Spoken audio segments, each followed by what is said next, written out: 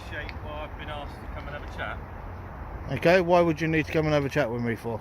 I just wondered what you're up to. A couple of members of staff coming into work were a bit concerned, felt a little bit intimidated that they were being filmed. Well, no, okay.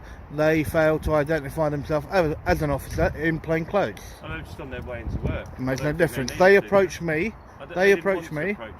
They did approach me. Oh, did they? Oh, they okay. stopped me. Oh, did they? Yes. Oh, okay. So I won't stop somebody. If you want to walk up to me, then that's entirely up to you. Exactly what you've done. Lovely. I'm a police officer. Okay. I'm 1176. I'm based with the Armed Policing Unit here at Welling Headquarters, Hertfordshire. How are you today? I'm very good. Okay, so not a bit chilly. No, definitely not. It's cold today though, isn't it? No, not quite. Did you have a good Christmas? Yeah, not bad. Happy New Year. Happy New Year to you as well. Excellent. My name's Rob anyway. It's nice to meet you. Nice to meet you. Can I ask what you're up to today?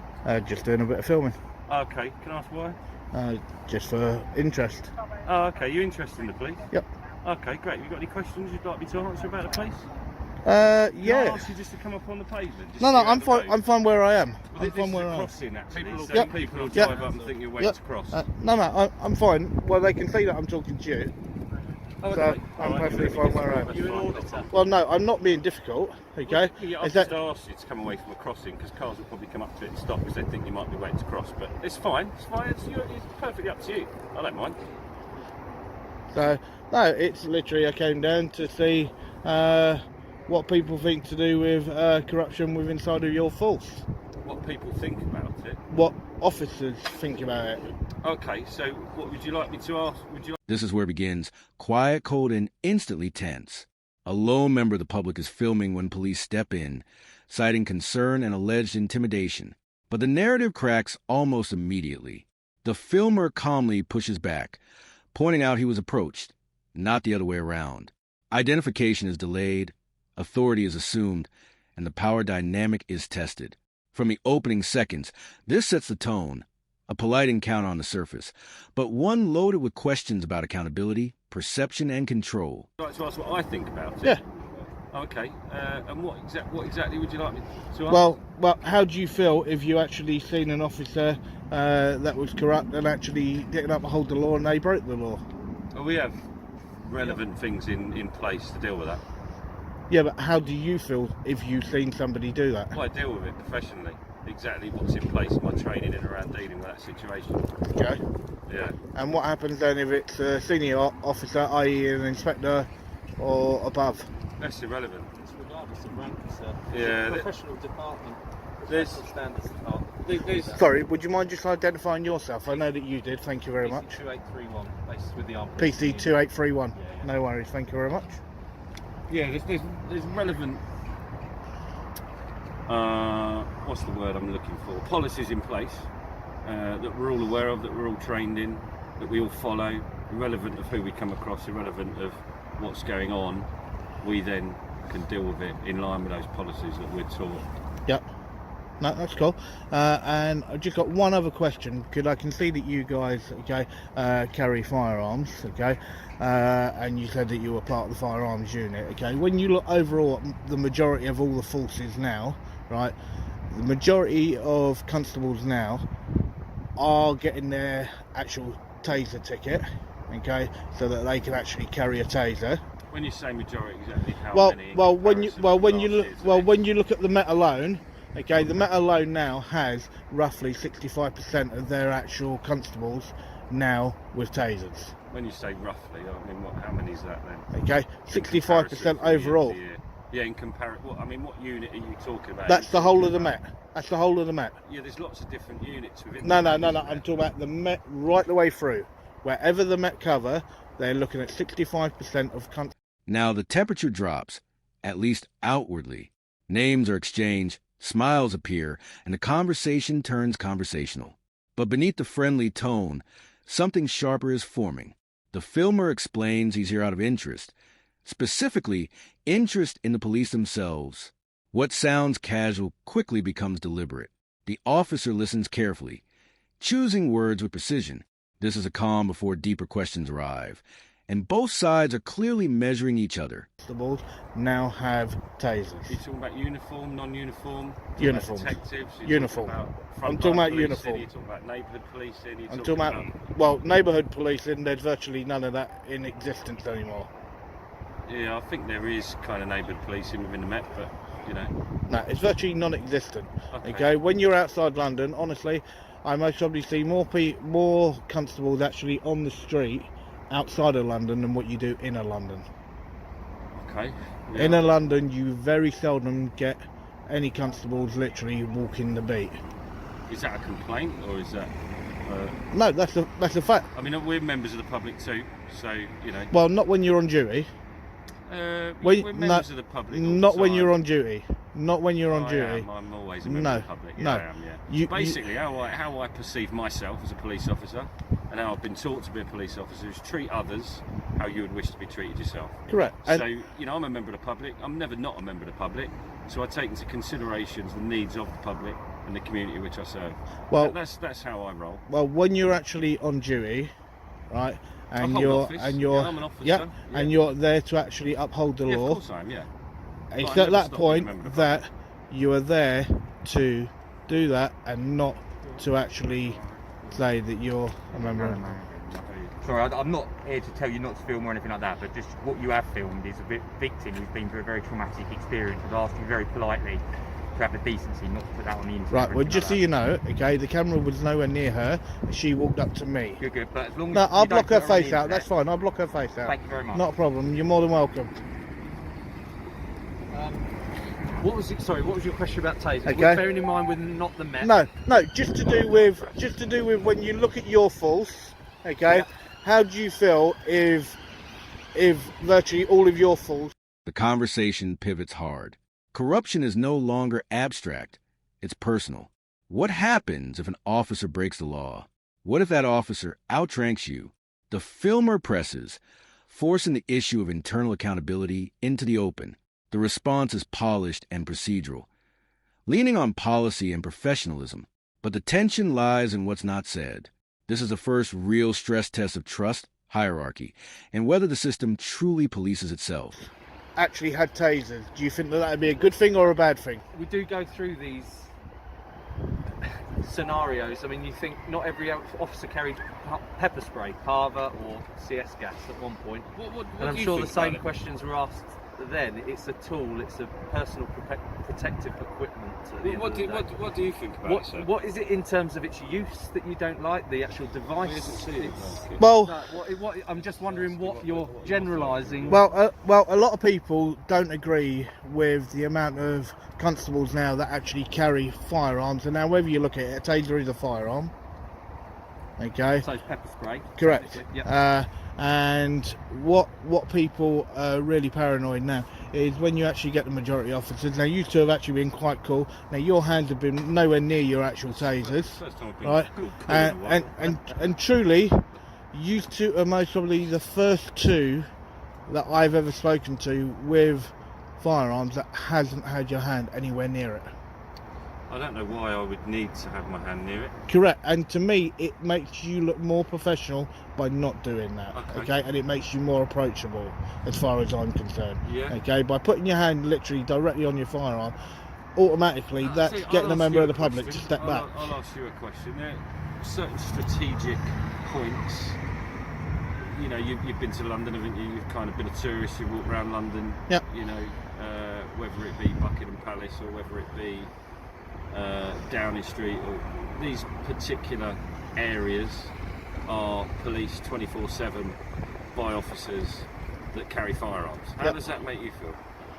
Well, same as anything, okay? Because they hold them, don't they? They're They standing there do, holding correct, them, they yeah. do. So how does that make you But feel? then when you then look, the majority, it's like you look at Downing Street. Because I see like kids stopping and having their photographs with them. Yeah, but and when you look at tourists. Downing Street, the majority of the actual armed ones, they're actually behind the gate. And Attention shift to weapons, and with it, public fear, tasers, firearms, and how often they're carried become the focus.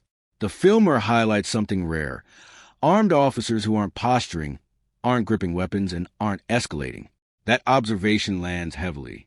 It reframes the debate not about equipment, but about behavior. This segment quietly underscores how posture alone can determine whether an encounter feels safe or threatening. Not in Yeah, front no, of the I'm gate. not talking. I just use that as an example, Yeah. so you understood the strategic Yeah. locations within Yeah, London. yeah, but this is the whole thing. It makes no difference whether or not it's London or out of London. Okay, What about I an think airport? it's the exact same. Do you Okay, want police officers there that are able to protect against certain threats that may materialise from a terrorist point of view? Would you want that there? Would you? yeah, but do you then, see that as a but necessary? then we can then flip this the other way round, and then we can say then about officers then that have actually been in uniform and then actually abused that, okay, and actually use what they've got, as you put, okay, with your protective equipment, okay, and actually use that to actually abuse people, and it flips both ways. What about and what do you do for a job? What do I do? That's Yeah. irrelevant. Well, no, I'm asking. No, and as I said, that's Okay, irrelevant so to what I do. You've got a postman that doesn't necessarily deliver the post correctly, and you've got postmen that I know maybe that might have done things that they shouldn't do with mail. There are lots of people in lots of different professions that maybe aren't quite as good as other people. Now, the police service strive for professionalism and excellence. You know as well as I do that everybody's a human being and everybody makes mistakes. Now, I can't comment on that. I can't comment on any individual scenario or any individual situation, but what I will say, all I can do is do the job that I do, and I strive for excellence and I strive for professionalism, and I joined the police 20 years ago, and I joined the police to help people, and that's what I do on a daily basis. If I can go home at the end of the day and I know that I've had some sort of effect on someone, I've reassured them or I've helped them when they've needed help, then I'm happy. No, that's good. So you've been in for 20 years. Now, you must have noticed the difference from when you first joined 20 years ago to what it is now, okay? Right away from training, okay, where the training has been cut down to what it was, and by what was actually offered, i.e. to do with trauma that you guys can actually incur and so on and so forth. And so many things have been stripped back, and I know that. Now the wider picture comes into view. Terror threats, strategic locations, and armed patrols are put under the microscope. The officer argues necessity. The filmer counters with risk. What if power is abused? What if protection becomes intimidation? The discussion widens beyond this street corner into national policing philosophy. It's calm, but heavy. A clash of lived experience versus institutional logic. Neither side backing down. That's not you guys, and I think- know I think the that's police- further I think up the chain. Based on that, before I forget the entire question, but based on that, I think the police continually evolve and they continually equip themselves to deal with an ever-evolving world. Okay, and whether that's due to the equipment that they carry or the facilities that they have at their disposal, that's effectively what the police service have to do on a daily basis. Yeah, You but appreciate then that. a lot of the laws then in which you actually have are outdated for today's world That's and down to society. Parliament, Okay. really, isn't it? Who Yeah, make the law? yeah, but this is the thing. That we Okay. then have to. We can only operate within law that's passed. Well, Gone through government. We can't dictate. Well, you law would and well policy. you would say that. Now you guys have been really straightforward, okay, and you've been very professional, which has been really good, right? But when you look overall, there are officers out there, okay, that, and even ones that, even WPCs in which approached me when I was over there, okay, failed to actually do their job correctly, okay, and failed to follow their actual code of ethics and code of practice, right? And this is what the problem is, okay? If you want to then go in, okay, and as she said, okay, when you first said, she said that she felt intimidated, blah, blah, blah, but yet she came to me. I was nowhere near her. I was standing still. She came to me. I mean, and this is what the problem appreciate is. what you're doing and what you're saying you're doing, and you're asking these questions, but you have to appreciate there are people that do come up here and have ulterior motives of a more sinister nature, and we have had it. No, So actively, staff are encouraged to challenge people. No, and what your interaction with that member of staff is, I can't comment on. no, It's here. honestly, for me personally, okay, I welcome any interaction. Now, when I first To 12:05. This is a turning point. The officer reveals 2 decades of service. And suddenly the conversation gains weight. Experience replaces theory.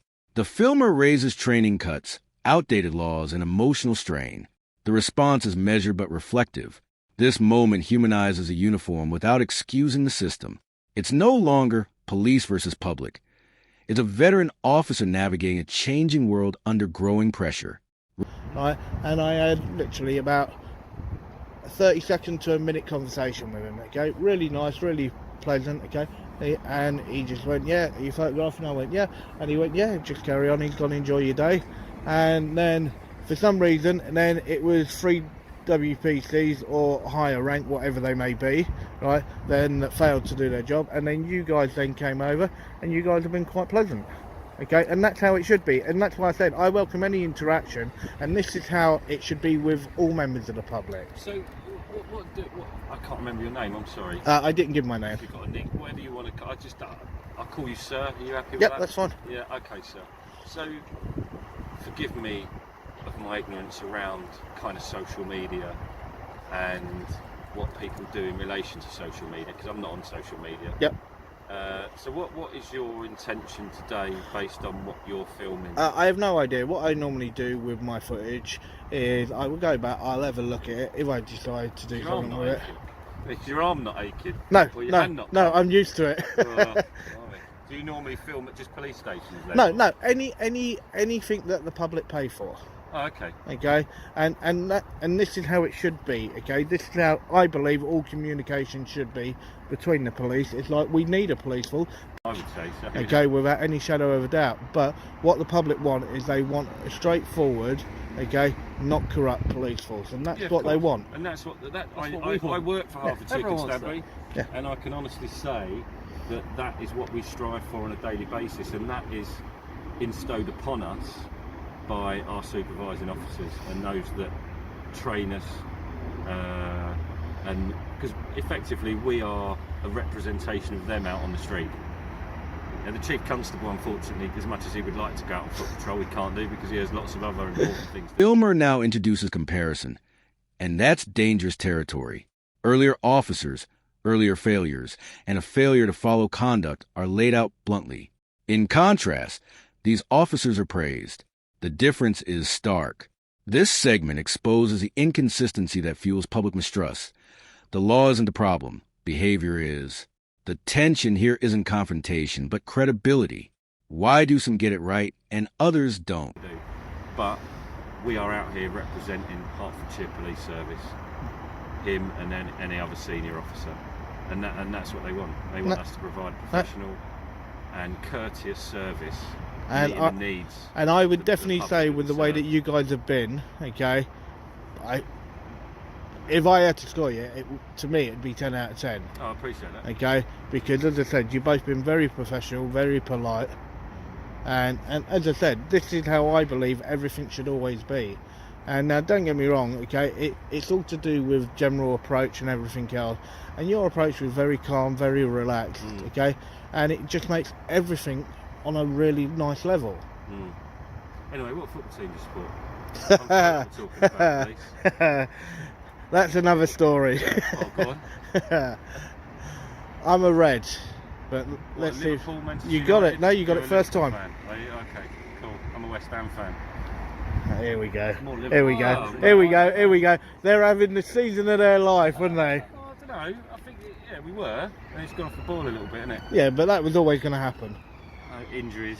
Yeah, I think it was always going to happen for Shame, though, isn't it? for being a middle-rate club. Ooh. Okay, and Yeah. being where you are. Okay, I'd say that. you are having the Do season you that. think that's all about money? Yeah. Do you think football's corrupt? Oh yeah, without any shadow of a doubt. Well, you've only got to look at FIFA. Oh, exactly, yeah. So you So- go and film the football stadium. I have actually filmed a few. yeah. Yeah, Because I think this pro football, I think it's probably and more and corrupt the than London football, and the London Stadium is actually one that I've done. I like West Ham. It's a family orientated club. I take my boy there. I love it. Yeah, Um, but the public are paying for that stadium. Yeah, they're trying to buy it out, aren't they? I don't know the exact ins and outs of. Well, They've they paid a lot of money so far. well, I no, think they continue to pay. they only pay 12 million a year in rent. Yeah, That's they're all they trying to pay. buy it out. Motives are questioned and clarity follows. The filmer explains his philosophy. Anything funded by the public is open to scrutiny. No hostility. No ambush. Just observation. The officer admits unfamiliarity with social media, revealing a growing generational gap. This moment reframes filming not as provocation, but as documentation. Transparency becomes a theme, and suspicion briefly gives way to understanding. No, That's a lot they of money, though. no, You they say had the that's all. opportunity. West Ham have got it all sewn up the way that it is. I don't. Do you know what? David Sullivan is a pretty shrewd businessman, and he's probably not got the amount of money he's got for not making Yeah. shrewd business decisions. Yeah. Whether that's corrupt or not, I don't Yeah. know. But And if you went to buy the stadium, honestly, it'd put you in the red for the next 20 or 30 years. me personally, No, West Ham. I was going to say, yeah, I couldn't afford to. Yeah. But, So do you live locally, or I'm not asking exactly where. I'm not really interested. No, in that exactly where. that I won't say. What, Is it that Auditor you you're live doing? locally? Yes. Is it, yeah. Yeah. That's fine. Yeah, I hadn't heard about it until you told me. But yeah, so I understand. Look, I think. I mean, have I had to call the police as a member of the public? Yes. Did I get 100% grade A service? Or as good a service as I would have liked at the time? I wouldn't like to say. But what I will say, if you call the police and I come, you'll get the best job that I can physically give. Well, on today, okay, as I said, I can't fault it at all. I can't fault it at all. Okay, and as I said, this is how I think everything should always be. And this is what the public want to see, is they want to see guys like you, okay, being so But we professional always the way that you are. stop and talk to people all the time. And do you know why I stop and talk to people? And this is where, I mean, the public can be very hostile. Yep. You know, and they see a uniform. They don't see me as a member of the public. They don't see me as a person. They see a uniform quite often. And I face a lot of hostility. Yeah, but And then half do you the not time- think that also goes the other way as well? That you have police officers that can also be very hostile. Do you know what I haven't experienced when it hasn't been justified? And I'm talking about a level of force used. Okay. Because obviously police officers, by law, justifiably can use reasonable force. We agree on that. Not if somebody's just sitting there doing nothing. Well, but I said reasonable. Yep.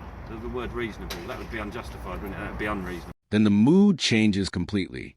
The filmer reveals he was once punched by a police officer, simply for doing this.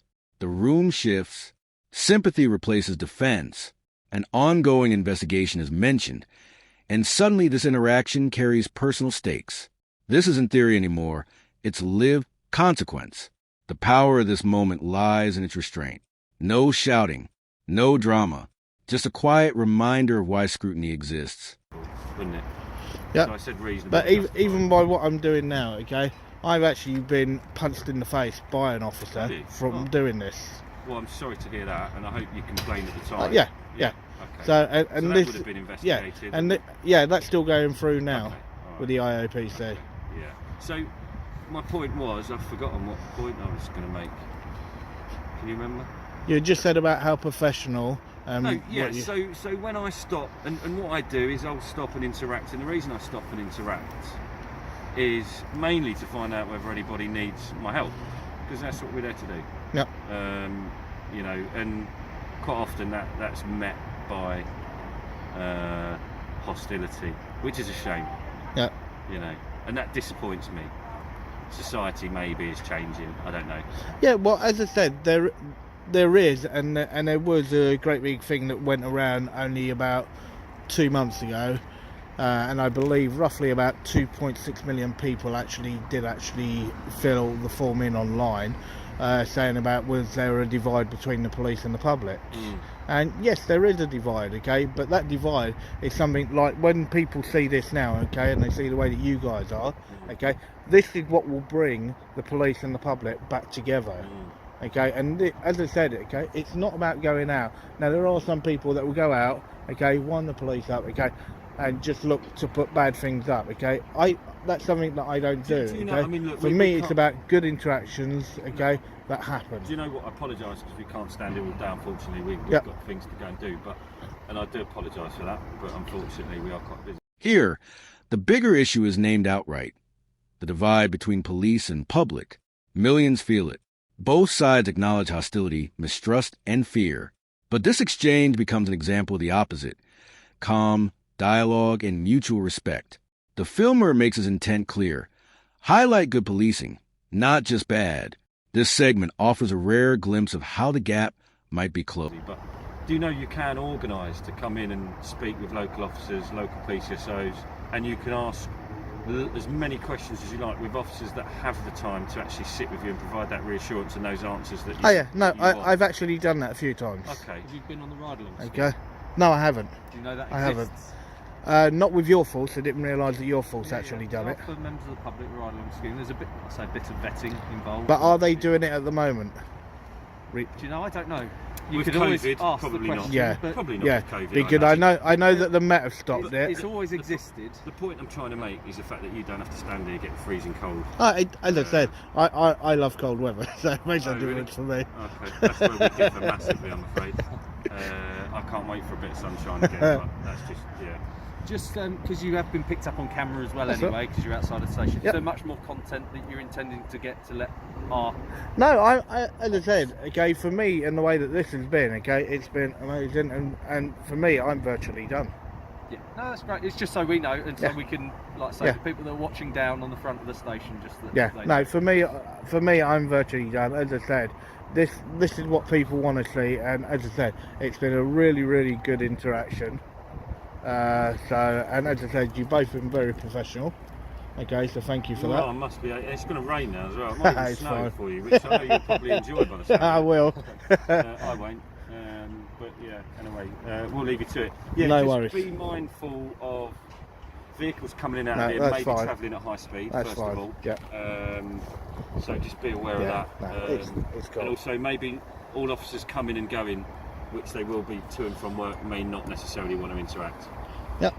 That's all. But as I said, I won't approach them, okay? Okay. And I don't approach anyone, Alright. okay? I just do what I'm doing, okay? If somebody approaches me, then they approach me, Yeah, okay. okay? Right. Counter winds down professionally. Safety advice is given, boundaries are set, and gratitude is exchanged. There's no enforcement, no orders, just a clear end. This is policing at its softest edge, and it works. Both sides walk away intact. It feels resolved but not finished, because one final moment is still coming. But if there's any issues, you can always call us. Just No as worries. my colleague said, if that was someone that's vulnerable, just Oh no, Being because he conscious. actually came over. Yeah, Okay, that's fine. Okay, if I do decide to do something, okay, I will block that out. So don't worry about that. Okay, Alright. so I'm more than happy to do that. have a lovely afternoon. Okay, no worries. Okay, take care, gents. Okay, Yeah. and do enjoy. Thank you. See you later. Just remember as well, while you are on duty, you can always go for a run. It keep you warm. Jump up on the table for me. So I'm actually just going across to the roundabout. Yeah, but I'd rather you walk. You can follow the pavement. No, I want a picture from the roundabout directly on the building. Well, I'll have to make sure that I'm with you then. Oh, you don't have to make sure. I'm big enough and ugly enough to walk across the road. I appreciate that, but you've also got to appreciate that there's vehicles coming in and out really, really quickly on blues, and you stood in the roundabout may sort of kind of put them off in a way. Well, I'll just stand here while you do that. well, no, because if that puts them off, then they shouldn't be driving. No, they should, but it's No. what's unexpected, isn't it? And do you know the road traffic?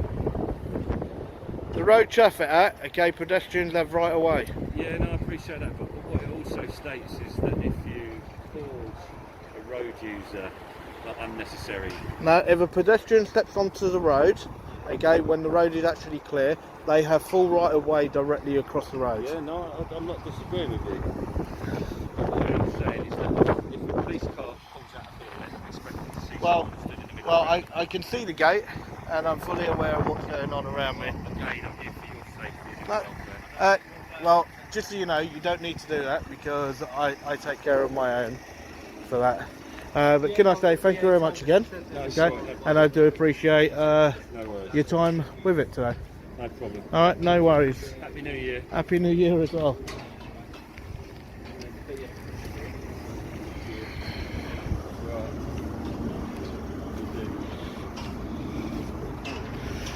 So, guys, it's a shame right at the very end just then that he sort of wanted to sort of go, oh yeah, do this, do that. Now I'm going to cross the road here, right?